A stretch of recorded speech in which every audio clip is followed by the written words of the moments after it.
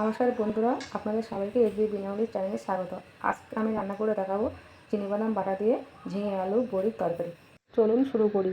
প্রথমে কড়াই তেল দেবো, এরপরে বড়িগুলো দিয়ে লাল লাল করে ভেজে নেব। বড়িগুলো একটু লাল লাল করে ভাজতে হবে, কেননা বড়ি ভাজা হলে তবে তরকারিটা টেস্ট হবে। বড়ি ভাজা হয়ে গেছে, তুলে নেব। এবারে ওই তেলে ফোড়নে দেব কালো জিরে, তেজপাতা, শুকনো লঙ্কা আর ডুমো করে কেটে রাখা আলুগুলো দিয়ে দেব। আলুগুলো নেড়ে ছেড়ে হালকা করে ভেজে নেওয়ার পর কেটে রাখা ঝিঙে দিয়ে আবার একটু নেড়ে চেড়ে কষিয়ে নেব। তারপর আদা বাটা, লবণ, কাঁচা লঙ্কা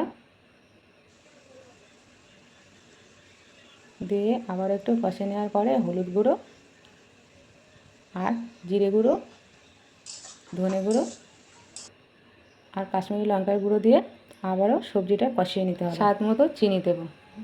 সবজিটা কষানোর পর নেড়ে চেড়ে নেওয়ার পর আমি এখানে চিনিবাদাম বেটে রেখেছি, সেটা দিয়ে দেব। আবারও নেড়ে চেড়ে সবজিটা কষিয়ে নেব।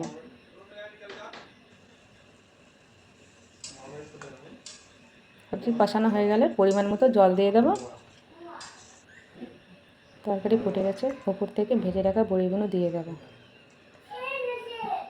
একটু নেড়ে চেড়ে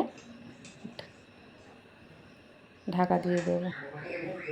5 মিনিট পরে ঢাকা খুলে দেখব কত দূর তরকারিটা রেডি হলো। আমাদের ঝিঙে বড়ি আলু তরকারি রেডি হয়ে গেছে। এবার ওপর থেকে ধনেপাতা কুচি ছড়িয়ে দেবো। একটু নেড়ে চেড়ে ওপর থেকে গুঁড়ো গরম মশলা দিয়ে দেব।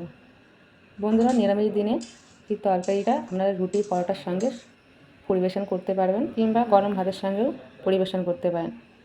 দেখুন কত সুন্দর হয়েছে তরকারিটা। বন্ধুরা, ভিডিওটি ভালো লাগলে লাইক ও কমেন্ট করে জানাবেন, আর যারা আমার চ্যানেল নতুন হয় তারা সাবস্ক্রাইব করবেন। নমস্কার, সবাই ভালো।